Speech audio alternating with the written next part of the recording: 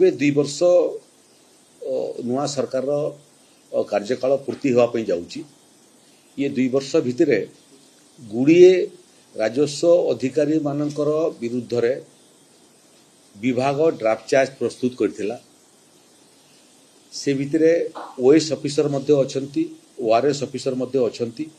RI अमीन माने मध्य अछंती ये निर्दिष्ट केस रे श्री चित्तरंजन पलेई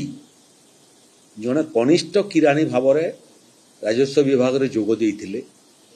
प्रथम कार्यकाल आरंभ होइतिला ताकर पाटनागढ़ बलांगीर परवर्ती अवस्था रे ताकर विभागीय पदोन्नति पाइकरी से ओआरएस सर्विस रे योगदान करथिले एवं तापरे परवर्ती अवस्था रे ओआरएस रु ओएस को मध्य पदोन्नति पाइथिले एवं ये महाशय जो जो जगह को जाइछंती सेही जगह रे केवल संपत्ति ठुलो करिवा आयर बहिभूत संपत्ति ठुलो करिवा स्थावर अस्थावर संपत्ति करिवा छड़ा और किछि करि नाहंती एडिशनल तहसीलदार थिला बेलकू भुवनेश्वर रे जमी जालियाती करिवा म्यूटेशन काम कला बेलकू जार अधिकार नहीं ता सपक्ष रे पट्टा बाहर कर दबा ओएलआर रे किसम परिवर्तन कला बेलकू मध्य आईन बहिर्भूत निष्पत्ति करिवा बहुत समय सरकारी जमी को मध्य बेसरकारी लोकमानक हाथ को टेकी देवा एवं टेकी देला परे रेकर्ड जदि तहसील ऑफिस रे रहिबो ताले परवर्ती अवस्था रे धरा पड़िबी सेति पई फाइल को मध्य गायब करिवा ये सबु भयंकर भयंकर कांड रे से लिप्त थिली परवर्ती अवस्था रे तांकू भुवनेश्वर स्थानांतरित करा गला जगतसिंहपुर जो समय से विजिलेंस रा हाबुडा रे पड़िले विजिलेंस जो तदंत करिछि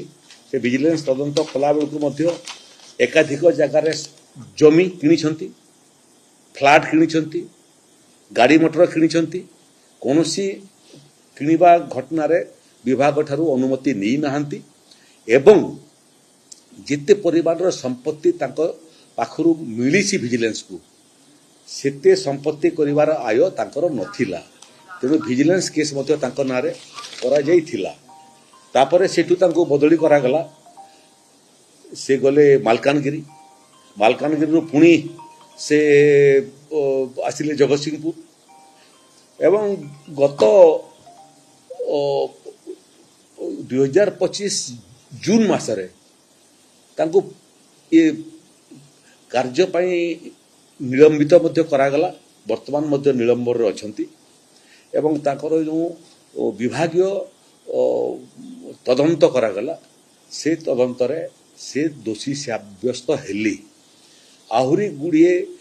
जगार अवस्थापित थिला समय जो दुष्कर्म करिसंती तार मध्य अनुसंधान चली संपूर्ण समाप्त ही नहीं से भितरे प्रथम तदंत रे जेतकी रिपोर्ट और तांको तथ्य तांको विरुद्ध रे आसिला सेति पई एभलिया ऑफिसर आउ राजस्व विभाग रे काम करिवार उपयुक्त आमे मणिलु नाही तांको तांकर पदरु बहिष्कृत कराइछि माननीय मुख्यमंत्री आज से फाइल रे दस्तखत करी अनुमोदन करिसंती ये महाशय संपूर्ण भाव रे चाकरी बरखास्त हेली 2 वर्षर सरकार भितरे जने पदस्थ ऑफिसर बरखास्त बाटा एटा प्रथम घटना बाकी शह शह डिपार्टमेंटल प्रोसीडिंग चली ये सरकार जो शून्य सहनशीलता दुर्नीति उपरे तार आज प्रतिफलन देखिबा पई मिलला आकु जेते ए भलिया